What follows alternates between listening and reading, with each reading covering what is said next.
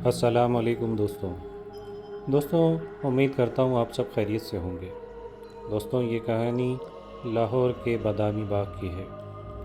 اگر آپ رات 2 بجے لاہور کے بادامی باغ روڈ پر کوئی ویران یا خالی بس دیکھیں تو غلطی سے بھی اس میں مت سوار ہوئیے گا، ورنہ آپ کبھی واپس نہیں آئیں گے۔ فہد ایک کالج کا طالب علم تھا جو رات دیر تک اپنے دوست کی سالگرہ پر رکا رہا۔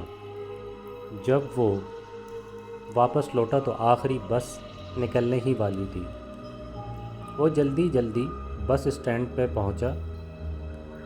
ویران تھا بس اسٹینڈ، صرف ایک پرانی سیاہ بس کھڑی تھی جس پر نمبر پلیٹ مٹی سے ڈھکی ہوئی تھی۔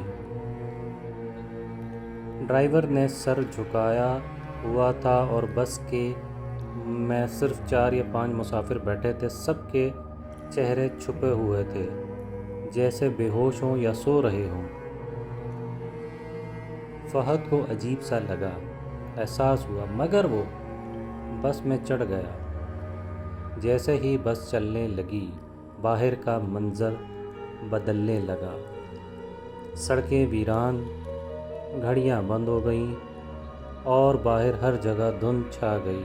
بس کے اندر عجیب سی خاموشی تھی۔ اچانک ایک بوڑھی عورت جو سیٹ کے پیچھے بیٹھی تھی، فہد کی طرف جھکی اور سرگوشی کی۔ یہ بس زندوں کی نہیں، تم غلط سوار ہو گئے ہو۔ فہد گھبرا کر کھڑا ہوا تو دیکھا کہ تمام مسافر اس کی طرف دیکھ رہے تھے۔ ان کی آنکھیں سفید تھیں، بغیر پتلیوں کے۔ بس رکنے کا نام نہیں لے رہی تھی۔ ڈرائیور نے پیچھے مڑ کر کہا، یہ بس اب واپس نہیں جائے گی، تم بھی ہمارے ساتھ ہمیشہ کے لیے سوار ہو گئے ہو۔ فہد چیخا۔ وہ دروازہ کھولا اور چھلانگ لگا دی۔ آنکھ کھلی تو خود کو ہسپتال میں پایا۔